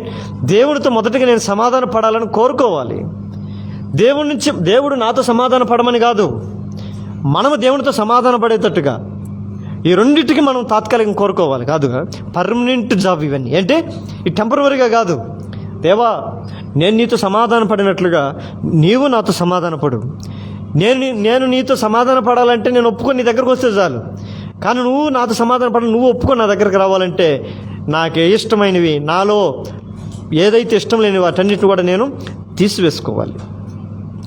ఫినోస్ దేవుని కోరుకున్నాడు కాబట్టి ఆ పాపాన్ని ఎక్కడైతే జరుగుతుందో ఆ మూలాన్ని కనుగొని దాన్ని పొడిచి చంపేశాడంట అక్కడ. అప్పుడు తెగులు ఆగిపోయాను.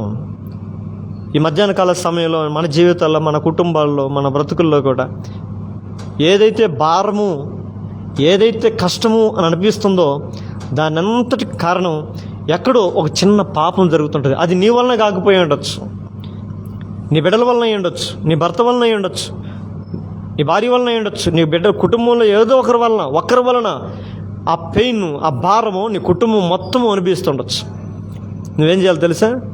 ఆ మూలాన్ని నువ్వు కనుక్కోనాలి. అందుకని యోబు ఏం చేశాడంటే ప్రతిరోజు ఉదయాన్నే లేచి తన బిడ్డల్ని అందరినీ గ్యాదర్ చేసి వాళ్ళందరిని ఆడబెట్టి వాళ్ళ నిమిత్తం ప్రతిరోజు బలులు అర్పించి దేవుని సన్నిధిలో ప్రార్థన చేసేవాడంట. ఎందుకు, దేనికి అంటే అని కూడా సమాధానం బైబిల్లో చెప్పాడు. వారు ఒకవేళ హృదయం ముందు ఎక్కడన్నా తప్పు చేసి దేవుణ్ణి మరిచిపోదురేమో. భక్తుడు యోబు ఊరికే నీతిమంతుడు అవ్వలేదు. ఏమయ్యాడు? యోబు లాంటి నీతిమంతుడు భూమి మీద ఒకడైనను లేడు అని మనుషులు కాదు, ఆయన ఎవరైతే నమ్ముకొని ఉన్నాడో ఆ నమ్మదగిన దేవుడు ఆయన గురించి సాక్ష్యం ఇస్తున్నాడు. ఆమేన్. నీ గురించి, నా గురించి, ఇక్కడ కూర్చొని మనందరి గురించి, లోకంలో మనం ఉన్నాం కదా, నీ గురించి, నా గురించి దేవుడు ఏ సాక్ష్యం ఇవ్వబోతున్నాడు? దుష్టుడైన ఎదుట, అపవాది ఎదుట నా బిడ్డలు యోబు కన్నా నీతిమంతులని చెప్పగలుగుతున్నాడా? యోబుకైతే పాప క్షమాపణ లేదు, యోబుకైతే రక్త ప్రోక్షణ లేదు, యేసుప్రభుకైతే యేసుప్రభు యొక్క కృప యోబుకు అంతకన్నా లేదు. ఇక్కడ కూర్చున్న మనందరికీ ఆ భాగ్యం, అంత యోబు కన్నా గొప్ప భాగ్యం ప్రభు మనకు కలుగు చేశాడు. మరి ఇంకెంత నీతిమంతులు ఉండాలయ్యా మనము? యోబు కన్నా గొప్ప నీతిమంతులు ఉండాలని లేదా? కాదు, యోబు కన్నా దారుణమైన పరిస్థితి, ఆపోజిట్ వర్డ్స్ కదా. కానీ దేవుని మహాకృప ఈరోజు ఏం కోరుకుంటుంది తెలుసా? ఆ ఎండిపోయిన ఎముకలతో పలికినట్లుగా నిన్ను, నన్ను, మనందరినీ జీవంతో నడిపించాలని దేవుడు పలుకుతున్న మాటలు ఇవి. ఎప్పుడైతే ఫినోస్ స్పందించి ఆ పాపం నిర్మూలన చేశాడో అక్కడ తెగులు నిలిచిపోయింది. మూడోగా జక్కయ్య అని ఒక వ్యక్తి అంట. యేసుప్రభు ఎప్పుడైతే ఆయన దగ్గరకు వచ్చి, జక్కయ్య నేను ఇంటికి రావాలని అనుకుంటున్నాను అని చెప్పినప్పుడు ఆయన ఏం చేశాడు? అంపా లేదులే, మా ఇంటికి వద్దులే, ఈరోజు నేను ఏదో ఉరకట్ట వచ్చే, నేను చూసేకి వచ్చినా, నేను అంతే అని చెప్పాడా? లేదు, మా ఆయన్ని అడిగి చెప్తా, మా భర్తను అడిగి చెప్తా, మా పిల్లల్ని అడిగి చెప్తా. ఈ రోజుల్లో మీ ఇంట్లో గృహకూడి కంటే ఏమంటారు? మా ఇంట్లో మేము ఉండట్లే. ఎందుకు ఉండం? ప్రార్థన అంటే ఉండాలి. దేవుణ్ణి నువ్వు ఎంతగా ఆహ్వానిస్తున్నావు, నీ భక్తి జీవితం నీకు బోధిస్తుంది. ఈరోజు నీ ఇంటికి విజిట్ చేస్తున్నాడు దేవుడు, వస్తున్నాడు అని అంటే ఏం వస్తున్నట్టయ్యా? ఈరోజు వద్దులే, వచ్చే వారం పెట్టుకుందాం. ఎంత దుస్థితి. కానీ జక్కయ్య ఏం చేశాడు? స్పందించాడు. స్పందించిన తర్వాత యేసు ప్రభుని తన ఇంట్లో చేర్చుకున్న తర్వాత ఆ ఇంటికి ఏమొచ్చింది? గొప్ప రక్షణ వచ్చింది. అతడు అబ్రహాము కుమారుడే. ఈ 3 జీవితాల నుంచి నేను ఒక మాట చెప్పనా? క్లుప్తంగా ఒక మాట చెప్పి ముగిస్తాను నేను. శకన్య మొదటగా స్పందించి ఏమయ్యాడు తెలుసా? మంచివాడని పేరు తెచ్చుకున్నాడు. ఫినోహోసు స్పందించి యాజకుడయ్యాడు. జక్కయ్య స్పందించి రక్షణ పొందుకున్నాడు. ఆమేన్. ఈ వాక్యం వింటున్న నీవు నేను మనం కూడా స్పందించి దేవుని వలన నీతి పొందుకున్న వారమై ఆ నీతి మనల్ని యాజకత్వంలోని కనుక దేవుని సమూహంలోనికి నడిపించి ఆ సమూహంలో అనగా సంఘంలో మనందరం కూడా జక్కయి పొందుకున్న రక్షణ మనందరం పొందుకొని ప్రభువుతో పాటు ఉందుముగాక. ఆమేన్. ఎంతమందికి ఇష్టం? దేవునికి అందరూ స్పందించినందుకు దేవునికి మహిమ కలుగును గాక. స్పందించలేకపోతే చాలా కష్టం. ఇన్ని దినాలు స్పందించలేకుండా ఉన్నామేమో కదా. ఆ ఎముకలతో దేవుడు మాట్లాడకున్నంతవరకు ఆ ఎముకలు ఎట్లుంటాయి? ఎముకలుగానే ఉంటాయి. ఎప్పుడైతే దేవుడు వారితో మాట్లాడాడో వాటిల్లో గడగడమని ధ్వని పుట్టిన కదలికలు వచ్చాయి. అటు కదలికలతో తర్వాత రెండవదిగా చూడండి, రెండవ మాట ఏమొచ్చాయంట? చాలేమ్మ. రెండవదిగా ఏమవుతున్నాయంట? ఆ ఎముకలు ఒకదానితో ఒకటి కలుసుకున్నాయంట. అంటే కలుసుకోవడం అంటే ఆ ఎముకలు ఆడొకటి ఆడొకటి ఉన్నాయి. అది ఒకరితో ఒకరిది కాదు. అవి ఎవరెవరో ఎముకలు ఏకమైపోయి ఉన్నాయి. ఎప్పుడైతే దేవుని వాక్కు అక్కడ వినబడినదో విభిన్నమైనటువంటి మనస్తత్వాలు కూడా దేవుని మాటను బట్టి ఏమైపోయాయి? ఏకమైపోయాయి. ఈ వాక్యం వింటున్న ప్రియమైన దేవుని బిడ్డలారా, సంఘంలో మనందరం చేర్చబడిన తర్వాత మనందరం ఏ మనసు కలిగి ఉండాలంట? ఏక మనస్సు కలిగిన వారమై ఉండాలి. ఆమేన్. ఒక్కొక్కరితో ఒక్కొక్క మనసుతో మందిరంలో ఉండకూడదు. పాస్టర్ గారికి చెప్తే నేనేం తినేది, పాస్టర్ అమ్మగారు చెప్తే నేనేం లోబడేది, సంఘ పెద్దలు చెప్తే నేనేం తినేది అనే ధోరణి పొరపాటును కూడా ఉండకూడదు. ఒకరిని ఒకరు ఏం చేసుకోవాలి? గౌరవించుకోవాలి. ఒకరినొకరు ఘనతపరుచుకోవాలి. ఏక మనస్సు కలిగిన వారమై ఉండాలి. సంఘం ఏక మనస్సుతో ప్రార్థన చేయగా సంఖ్యలు బద్దలైపోయాయి. చూడండి, కలిస్తే బైబిల్లో కొన్ని చాలా అద్భుతమైనటువంటి కార్యాలు జరుగుతాయి. ఇద్దరు ముగ్గురు ఎక్కడ కూడి నా నామను ప్రార్థన చేస్తారు వారి మధ్యలో నేను ఉంటానంటే ఇద్దరు ముగ్గురు కాడి నుంచి దేవుడు ఆరంభిస్తే కొన్ని వేల మందిలో కూడా దేవుడు నిలబడతాడు. ఆమేన్. ఉన్న ఇద్దరు ముగ్గురు ఏక మనసు లేకుండా కూర్చొని ప్రార్థన చేస్తే ఏంటి ఉపయోగం? ప్రయోజనం ఉందా దానివలన?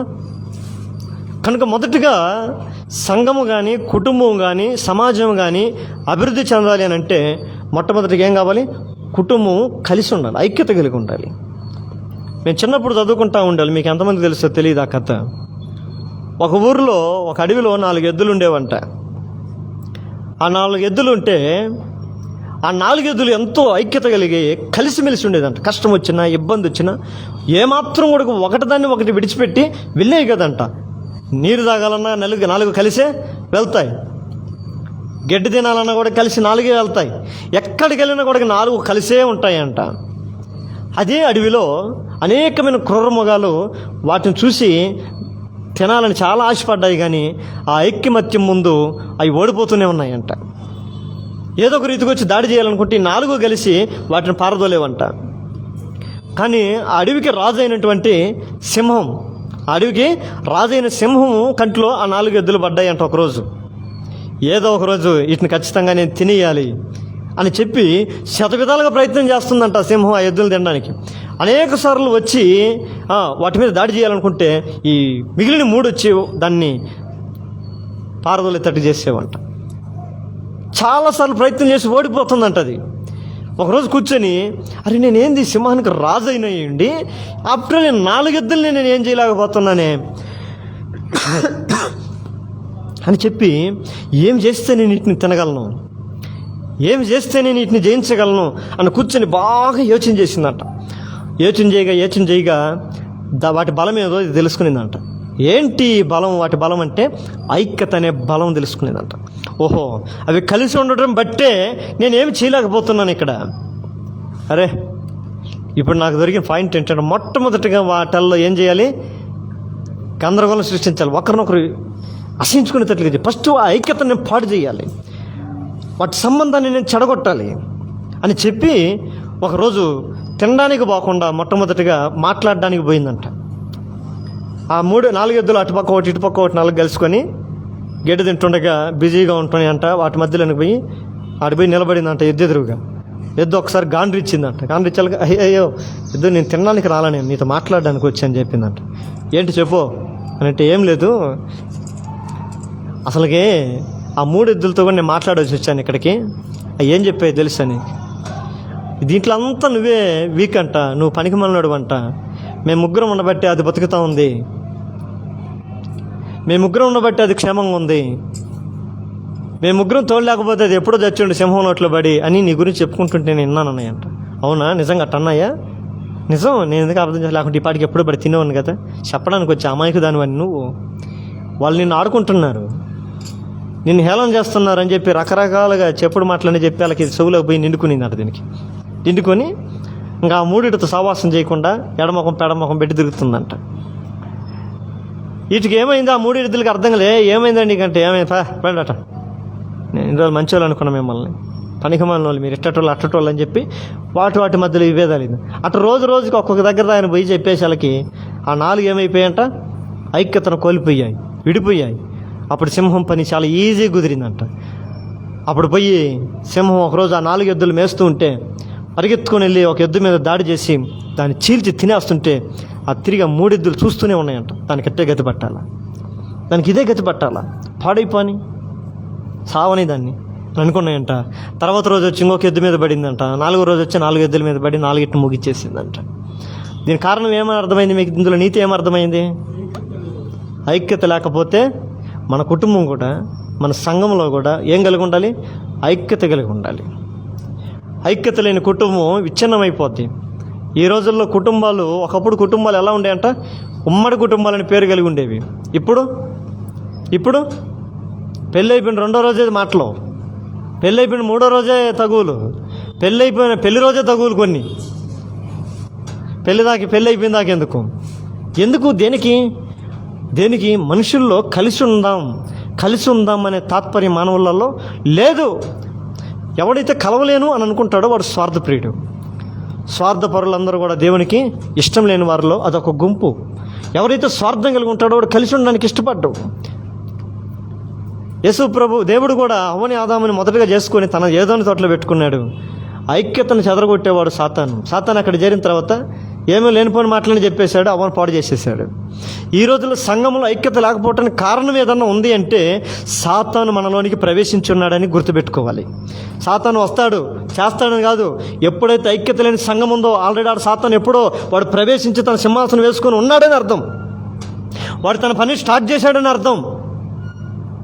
వాడు తన పని ఎప్పుడు ఆరంభించాడని అర్థం. కానీ అపవాదికి మీరు చోటు ఇవ్వకడి. ఎవరెవరు వస్తారు మీ దగ్గరికి? పాస్టర్ ఎట్టంటనే, పాస్టర్ అమ్మ ఎట్టంటనే, పాస్టర్ వాళ్ళ తమ్ముడు ఎట్టంటనే, పాస్టర్ వాళ్ళ చెల్లెలు ఎట్టంటనే చెప్తారు. కానీ మీరేం చేయాలి తెలుసా? ఏం చేయాలి?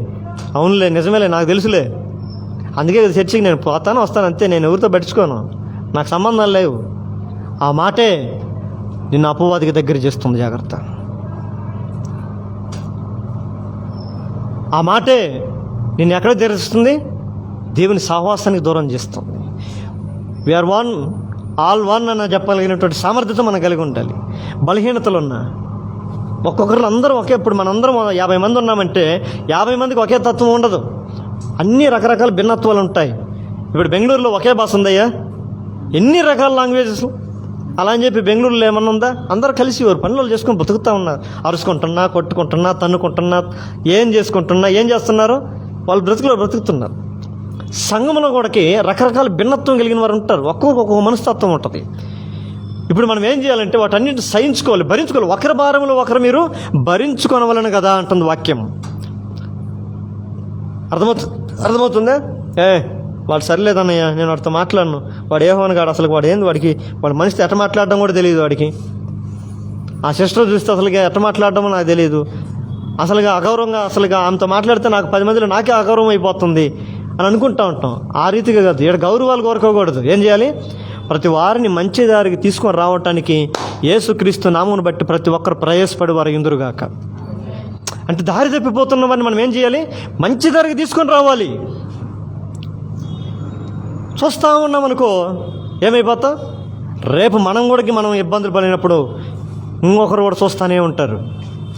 ఒకరి కష్టాల్లో ఒకరు సుఖ దుఃఖాల్లో ఒకరు, మనం అందరం ఏం కావాలి?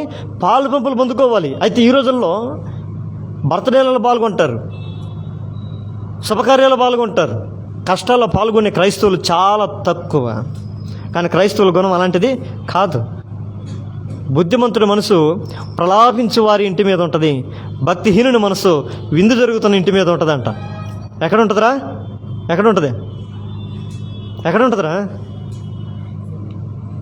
ఏడ కబాబ్ ఉంటుందో, ఏడ బిర్యానీ ఉంటుందో, ఎక్కడ ఉంటుందో, మంచి ఫంక్షన్లు ఏడ ఉంటాయో? లేదు. ఈరోజు ఆ సిస్టర్ మనకు ఆమె బాగలేక అనారోగ్యంతో మంచంలో పడిందంట. మన సంఘమంతా వెళ్ళి ప్రార్థన చేద్దాం రండి అంటే ఎంతమంది ముందుకు వస్తారు? లేదు, నాకు కుదరదు, నేను రాలేను. కలుస్తామా? లేదు. ఈరోజు ఆ సిస్టర్ వాళ్ళ ఇంట్లో మంచి బిర్యానీ అంట, మంచి భోజనాలంట. పని మీద పర్మిషన్ తీసుకొని మా తాత తెచ్చిండో, మా అవ్వ తెచ్చిండో, ఎవరో ఒకరు తెచ్చిర్రు అని చెప్పి సెలవు ఈగిపోతే, ఫంక్షన్ అని చెప్పి తీరు కదా, మంచి అని చెప్పి తీరు కదా, మా తాతను లేపేస్తారు, మా అవ్వను లేపేస్తారని చెప్పి ఏదో ఒకరినో లేపేయడము, ఫంక్షన్లో పోయి బిర్యానీ శుభ్రంగా పీకల్లాగా తినడము. కలుసుకునే తత్వం ఇది కాదు. ఒకరి కష్ట దుఃఖాల్లో ఒకరు మన అందరం ఏమవ్వాలి? పాలు పంపులు పొందుకోవాలి. ఈరోజు నాడు పాలు పంపులు పొందుకోరు అని చెప్పి కొంతమంది కష్టాలు పడే వాళ్ళు ఏం చేస్తున్నారు తెలుసా? తమ కష్టాలను చెప్పుకోవడానికి వెనక ముందు యోచన చేస్తున్నారు. సంఘం ముందు చెప్పాలన్నా, సేవకుడు ముందు చెప్పాలన్నా, అయ్యో నా కష్టాలు చెప్తే నన్ను హీనంగా చూస్తారేమో, తక్కువగా చూస్తారేమో. అయ్యా నాకు ఈ ఇంట్లో నా పరిస్థితి ఇబ్బంది ఉంది, నా కొరకు ప్రార్థించనంటే నా సంఘంలో ఉన్న వారు నన్ను చిన్న చూపు చూస్తారేమో అనే భావన అనేకుల్లో కలిగి ఉంది. నిన్ను చూసినా, నన్ను చూసినా, మనందరూ చూసినా తమ హృదయంలోని వేదన చెప్పుకునే వ్యక్తిత్వం కలిగిన క్రైస్తవుల ప్రభు మనం నిలబెట్టును గాక. నిన్ను చూస్తే ఎట్టగలిగే తెలుసా? హృదయానికి దగ్గరైన సంబంధికులు, నీ దగ్గర ఏ దాపరికాలు లేకుండా. కొంతమంది నా దగ్గరకు వస్తారు, తమ అంతరంగ విషయాలు కూడా, తమ భార్యలు తమను బాధ పెట్టిన విషయాలు కూడా నా దగ్గర పంచుకుంటారు. అన్న, ఈ విషయంలో అన్న, నా భార్య నన్ను ఎంతగానో బాధ పెడుతుంది, నా భర్తను మమ్మల్ని ఎంతగానో ఇబ్బంది పెడుతున్నాడు అన్నా. ఎందుకు చెప్పగలుగుతున్నారు వాళ్ళు? చెప్పాలి, వీళ్ళ దగ్గర నేను పంచుకోవాలి అన్న మనసు మనం చూస్తేనే వాళ్ళు కలగాలి. మనం చూస్తే అమ్మో వీడికి తెలిసిందనుకో ఇంక ఊరేసుకొని తెచ్చినట్టే. అందుకని కొంతమంది ఏం చేయట్లేదు, చెప్పట్లే. నిన్ను చూసినా, నన్ను చూసినా, సంఘంలో మనందరూ చూసినా, మనమందరం ఏమై ఉండాలంట? అంతా ఒకటే కదా. నేను ఒక్కనే నా కష్టం కొరకు ప్రార్థన చేసుకుంటున్నాను. అయితే నా సంఘంలోనే అందరితో కలిసి నా సమస్య గురించి ప్రార్థన చేస్తే ఆ ఒక్క ఏకమనసుతో కూడిన ప్రార్థనే మన జీవితంలో కార్యం ఆ రోజు ముగింపు కలుగుతుంది. ఆమేన్. ఆ కలయిక నీలో నాలో కలిగేంత వరకు మన జీవితంలో కొన్ని సమస్యలతో మనము జీవనం సాగిపోతూ ఉండాల్సిందే. మన కుటుంబంలో కలయిక చాలా ప్రాముఖ్యమైనది. బిడ్డలతో మనం కలయిక, బంధువులతో మన కలయిక, మనం ఎలాంటి కలిసిపోయే తత్వం మనలో ఉంది. కొంతమంది ఉంటారు మంచి మనుషులు, వాళ్ళని ఏమన్నా కూడా ఏం చేస్తారు? కలిసిపోతూ ఉంటారు. నేను చెప్తా ఉంటాను కదా, బెంగళూరులో ఒక ఆయన ఉంటాడని. ఆయన ఇంటి దగ్గర నేను ఇంచుమించు ఒక 1.5 సంవత్సరం వాళ్ళ ఇంట్లో ఉన్నా. ఆయన ఎలాంటి తత్వం కలిగిన వాడంటే, ఆయన్ని రకరకాలుగా దూషించిన, రకరకాలుగా ఆయన్ని అవమానం చేసినా కూడా అదేంటో వితిన్ స్పాట్ హాఫ్ అన్ అవర్లోనే మళ్ళీ మర్చిపోతాడు. ఆ వ్యక్తి ఇంట్లో అన్న ఫంక్షన్ ఉందంటే మళ్ళీ సిగ్గు లేకుండా వెళ్ళిపోతాడు. వాళ్ళ భార్య ఎప్పుడు ఆయన తిడతా ఉంటుంది, నీ సిగ్గు, రోషం, పౌరుషం ఏం లేదు నీకు, అసలు నువ్వు మనిషివేనా? వాడన్నీ మాట్లాడినారు, వాళ్ళన్నీ మాట్లాడినారు, ఎట్లా పోతున్నావు నువ్వు? నేను పోతానమ్మా. కోప్పడితే ఏమొస్తుంది? విభేదిస్తే ఏమొస్తుంది? మంచి కోరుకుంటే ఏమొస్తుంది? మంచిగా జరుగుతుంది. వాళ్ళ కాడ ఉంటుంది, మంచిగా చూపిస్తాను అని వాళ్ళ ఇంటికి వెళ్తాడు. వాళ్ళ ఇంటికి వెళ్ళిపోయిన తర్వాత వాళ్ళ ఇంట్లో ఫంక్షన్లు ఏదైనా జరుగుతుంటే ఆయన ఇంటి వాడన్నట్టుగా ఫీల్ అయిపోతాడు, ఆ ఇంట్లో మనిషి గట్టి ఫీల్ అయిపోతాడు. వడ్డించే విషయంలో, నీళ్ళు తెచ్చే విషయంలో, మనుషులు మాట్లాడే విషయంలో లీనమైపోతాడు. నేను బయట వాడిని కాదు, ఈ ఇంటి వాడిని అన్నట్టుగా లీనమైపోతాడు. ఆయన ఎవరు? క్రైస్తవుడు కాదు, ఒక అన్యుడే. మరి అన్యుడికే ఇలాంటి తత్వం కలిగి ఉంటే క్రీస్తు యేసునందు క్రీస్తు నామములో బాప్తిసం పొందిన మీరందరూ కూడా ఏకాత్మ కలిగిన వారిని వాక్యము పరిస్థితి ఏమైపోయింది?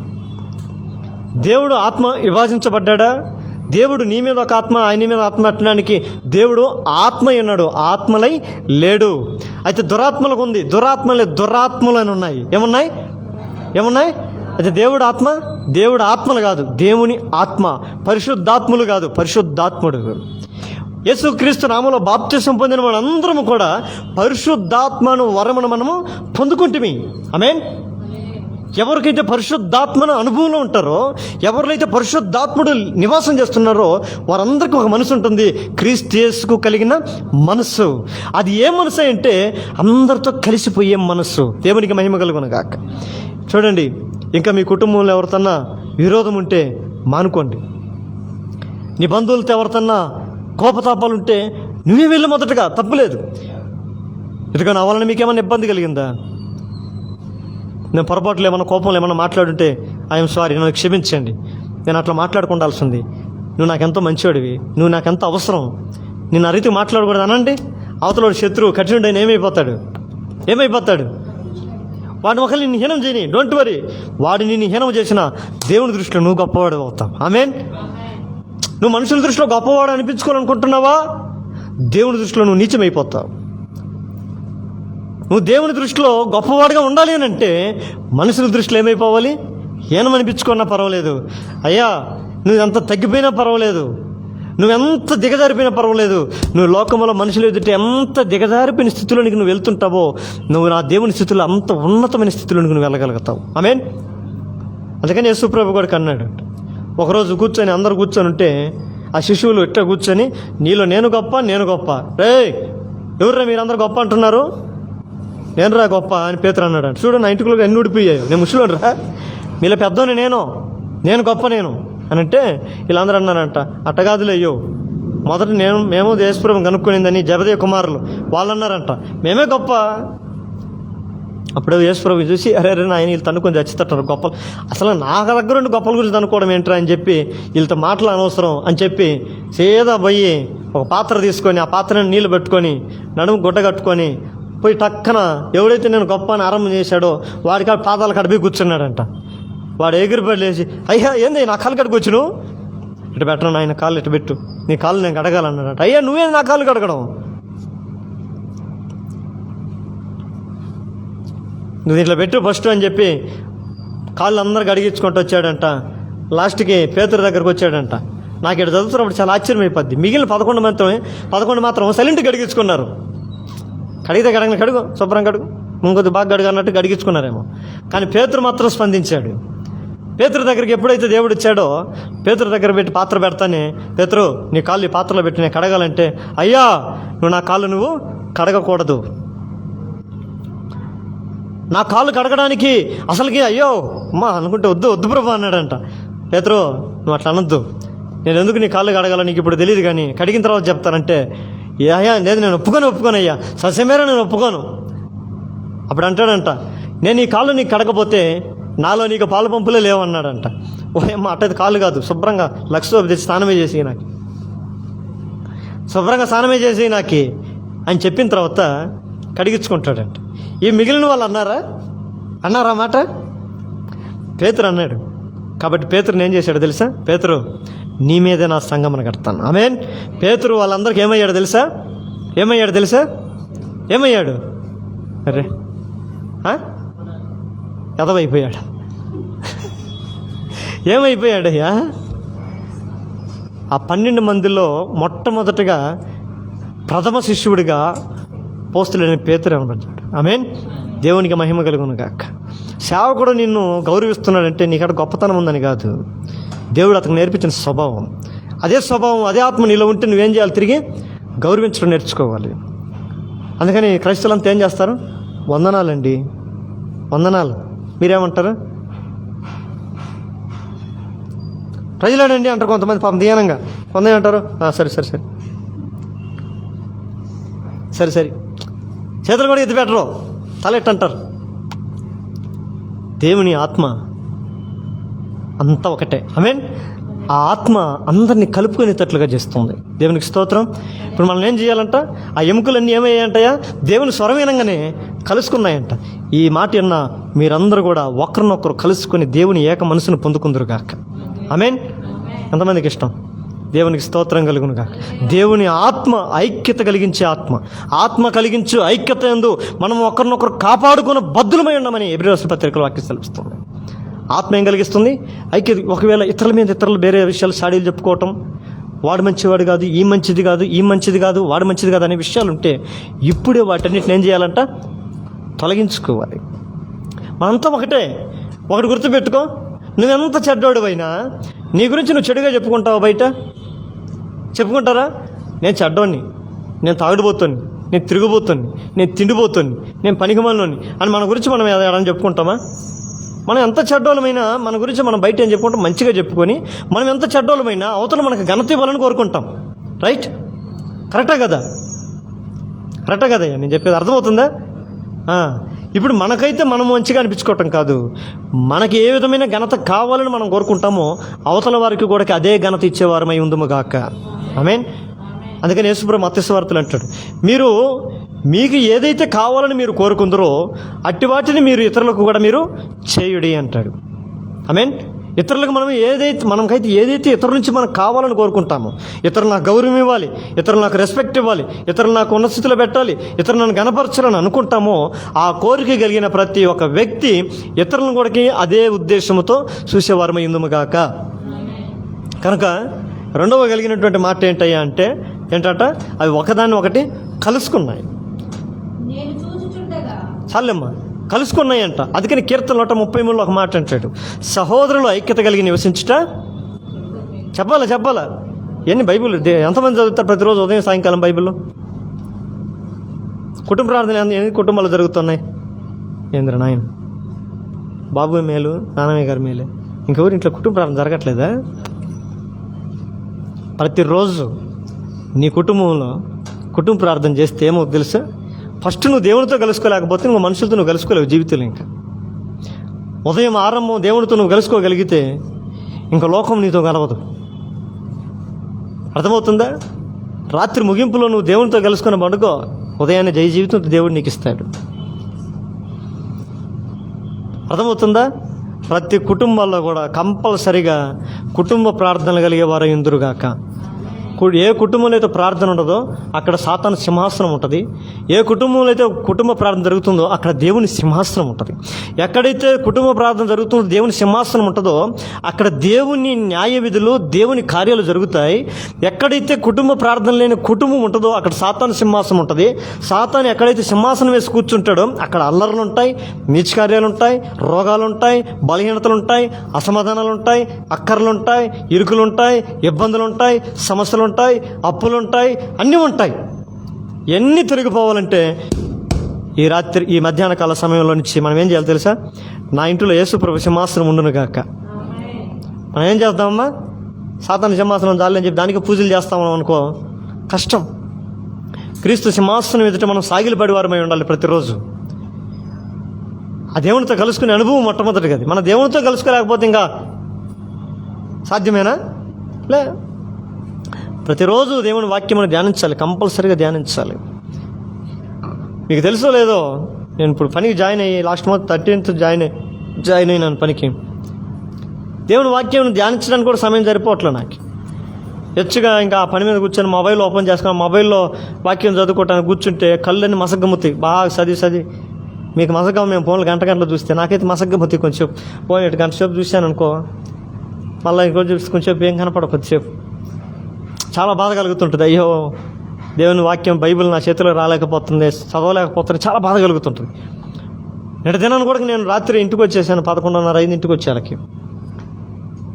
సరే కొద్దిసేపు బైబిల్ చదువుకుందాం, ప్రార్థన చేసుకుందాం అనుకుంటే శరీరంలో బలహీనతలు ఎత్తుకునేసాయి, వీలు కావట్లే, చాలా అలసిపోయాను.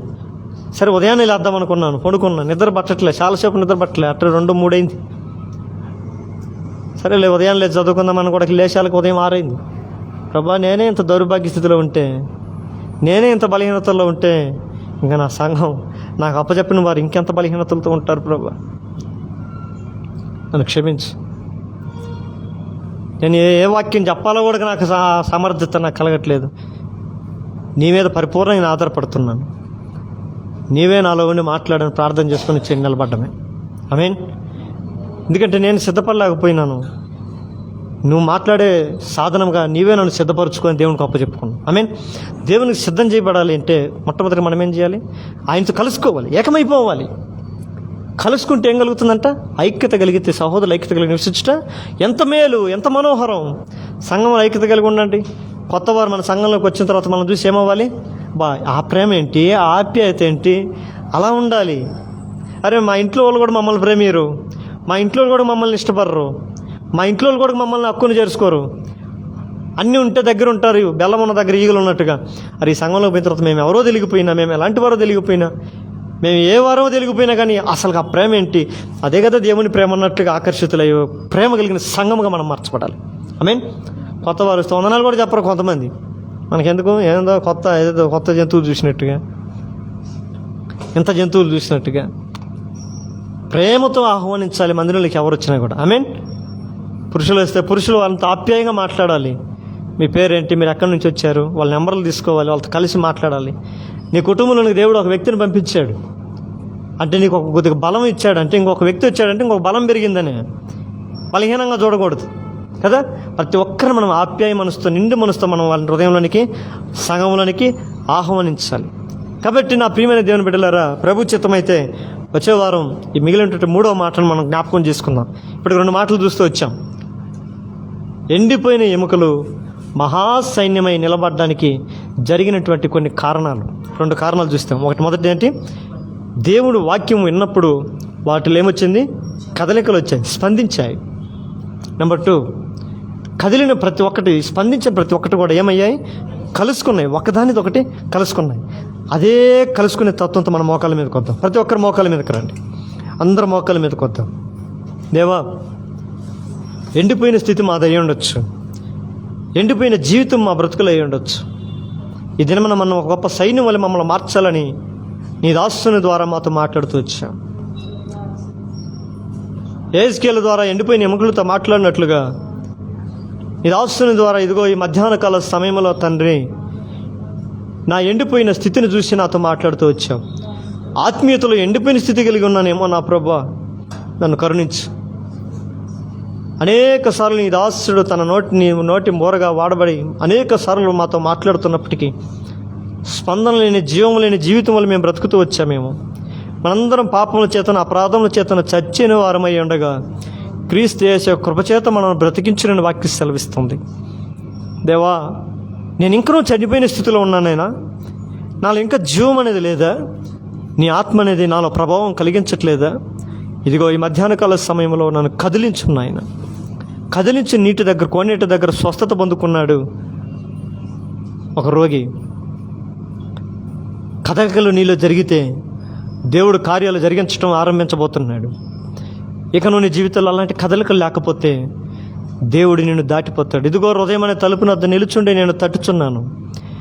ఎవడైనా నా స్వరమిని తలుపు తీసిన ఎడల నేను వాని వద్దకు వచ్చి వానితో పాటు, నేను నాతో పాటు వాడు కలిసి ఉండి భోజనం చేద్దామంటున్నాడు. నా ప్రియమైన దేవుని బిడ్డ, దేవుని నీవు కలవాలని ఆశ కలిగి ఉన్నావా? దేవుని కొరకు జీవించాలని ఆశ కలిగి ఉన్నావా? ఒక శకన్య అవ్వలే లోకంలో ఉన్నటువంటి అన్య స్త్రీలను వివాహం చేసుకున్నటువంటి వారిని వెలివేసినట్లుగా లోకంలో ఉన్న వాటన్నిటిని కూడా, లోకంలో ఇంకా నీ ఏదాగి ఉంది, శరీర కార్యాలు ఏదైతే నీలో ఉన్నాయో, నా దేవా, నాలో ఉంచి మధ్యాహ్న కలసంలో అన్నిటిని దూరం చేయండి. నన్ను పరిశుద్ధపరచండి, నన్ను పవిత్ర స్పందించాలి. మొదటి నీలో ఎలాంటివి ఉన్నాయో నువ్వు గుర్తెరగాలి. నేను నువ్వు మోసం చేసుకోకు. దేవుడు ఎక్కిరించబడ్డు, మనుషులు ఏమి ఇస్తుదరో దాన్నే కోయుదరని వాక్యం సెలవిస్తుంది. దేవా, నా శరీరమందు, నా శరీర కార్యాలను బట్టి, నా శరీర సంబంధమైన జీవితం బట్టి నేను అనేక సార్లు ఇదిగో నీకు వ్యతిరేకమైనటువంటి ఆలోచనలు, నీకు వ్యతిరేకమైనటువంటి కార్యాలు, నీ వ్యతిరేకమైనటువంటి మాటలు, వ్యతిరేకమైనటువంటి ఆలోచనలు నన్ను నడిచిన జీవితం నాది. ఇదిగో నేను గుర్తిరిగినాను. అయ్యో, దీనిని బట్టి నేను బాధపడుతున్నాను, ప్లీజ్ యేసయ్యా నన్ను క్షమించు అని నువ్వు భారభరమైన హృదయంతో, ఖిన్నమైన మనసుతో ఆ దేవుని స్పందించగలిగితే, శకన్యాన్ని దేవుడు ఒక గొప్పవాడిగా నిలబెట్టుకున్నట్లుగా పినోహసు పాపమును పరిహరించాడు. లోకమును వ్యభిచరిస్తున్న వారందరినీ, పాపమును వ్యభిచారంతో నిండిపోయిన ఆ లోకాన్ని, దాన్ని అంతం చేయాలని, దాన్ని చంపగలగాలని, దాన్ని నిర్మూలన చేయాలని తపన కలిగి స్పందించాడు. నువ్వు దేవుని కన్నా దేన్ని ఎక్కువ ప్రేమిస్తున్నావు? లోకాన్న, లోకంలో ఉన్న వాటినా, లోకంలో ఉన్న గొప్ప వాటినా? ఏటిని ప్రేమిస్తున్నావు? నువ్వు దేన్నైతే దేవుని కన్నా ఎక్కువగా ప్రేమిస్తున్నావో, ఆశపడుతున్నావో, ఇష్టపడుతున్నావో అది వ్యభిచారంతో సమానం. దేవా, నీ సన్నిధి కంటే నేను ఇంకా ఎక్కువగా నా సన్నిధే గొప్పదనుకుంటున్నాను, నేనుండే స్థలమే గొప్పదనుకుంటున్నాను, నేను ప్రేమించే మనుషులు గొప్పలు అనుకుంటున్నాను, నా కుటుంబమే గొప్పదనుకుంటున్నాను. కాదయ్యా, నీవే నా గొప్ప, నీ సన్నిధి గొప్ప, నీ ఆలయం గొప్ప, నీ మాటలు గొప్ప, నా జీవితంలో నీవే గొప్ప. నిన్ను తప్ప నేను దేన్ని ప్రేమించను. నువ్వు నన్ను ప్రేమించి నా కొరకు ప్రాణం పెట్టావు. నా కొరకే ప్రాణం పెట్టి నిన్ను ప్రేమించకపోతే అలా, ఇదిగో ఇది మొదలుకొని నేను నిన్ను ప్రేమిస్తానయ్యా అని ఒక మాట నువ్వు పలకగలిగితే, దేవుడు నిన్ను ఆయన మందిరంలో ఒక యాజకుడిగా, ఒక పరిచారకుడిగా, ఒక పాత్రగా నా ప్రభుని నిలబెట్టుకుంటాడు. పినోస్తు అంటాడు, ఇదిగో నిత్యం నిబంధన ఇతనితో నేను చేయించున్నాను, ఇతడు నాలాంటి ఆలోచన కలిగి ఆ పాపమును పరిహరించాడు అన్నాడు. నా మందిరంలో, నా ఆలయంలో ఇతను నేను ఒక స్తంభంగా చేస్తాను, అతనికి అతని సంతానమునకు నిత్య స్వాస్థ్యముగా నేను నిబంధన అతను చేస్తున్నానంటాడు. జకరియా స్పందించి యేసుప్రభువును తన ఇంట్లోనికి రక్షణ నిమిత్తమై అంగీకరించాడు. ఇంకా నీ జీవితంలో, నీ కుటుంబంలో, నీ బ్రతుకులో రక్షణ లేకపోతే ఇదిగో రక్షణ ఇవ్వటానికి యేసుప్రభుని ఎదుట నిలబడి ఉన్నాడు. దేవా నా జీవితంలోనికి రండి అని పిలిస్తే ఆయన ఇంట్లోనికి వచ్చిన తర్వాత నీ జీవితంలో గొప్ప సంతోషాన్ని కలిగించడానికి ఆశపడుతున్నాడు. అబ్రహాముకు కలిగిన ఆశీర్వాదం నీకు కూడా కలిగించాలని ఆశపడుతున్నాడు. ఈ లోకంలో ఇంకా దేవుని నుంచి ఆశించి పొందుకోలేని నీ జీవితంలో ఉంటే ఇదిగో నువ్వు ఆయనతో కలుసుకునే స్వభావం కలిగి ఉండాలి. ఎప్పుడైతే ఆయన మాట నా ఎముకలన్నీ ఒకదాని ఒకటి కలుసుకున్నాయి, నా ప్రియమైన దేవుని సంగమా, ఈ సంఘంలో ఉన్న మనం ఒకరినొకరు కలిసి ఐక్యత కలిగి అన్యోన్యత కలిగి జీవించాలి. ఇదిగో మేము క్రీస్తు వారమని లోకానికి చెప్పాలి. క్రీస్తు ఒకడే, క్రీస్తుని విశ్వాసం ఉంచిన మేమందరం కూడా ఒకటే, మేమందరం ఒక్కరమే అని చెప్పగలగాలి. భిన్న మాటలు, భిన్న బోధలు, భిన్న ఆలోచనలు మనలో ఏమాత్రం కూడా మంచిది కాదు. దేవా మా సంఘంలో ఐక్యత దయచేయండి, మా కుటుంబంలో ఐక్యత దయచేయండి, మేమున్న సమాజంలో ఐక్యత దయచేయండి. ఐక్యత అనేదానికి మేమే ఒక నిదర్శనముగా, మార్గదర్శులుగా నిలబడినట్లుగా మాకు సహాయము దయచేయండి ప్రభువా. ఐక్యత లేకబట్టి దుష్టుడు ఈరోజు ఐక్యత అనేక మీద దాడి చేసి ఐక్యతను పాడు చేస్తున్నాడు.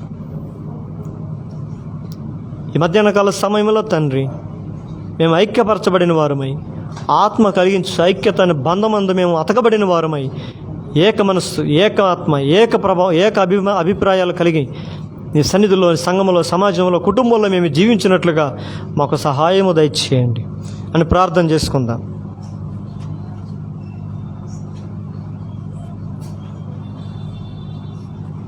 ఆ రీతిగా మనం ఆయనతో కలిసి ఉండాలని, నిత్యం ఆయనతో ఉండాలని ఆయన ఈ భూమి మీదకి వచ్చినప్పుడు ఆయన రొట్టె విరిచి, ఇది మీ కొరకై విరగొడుతున్న శరీరం, నేను తిన్నప్పుడల్లా నన్ను జ్ఞాపకం చేసుకోండి, అది చేయడం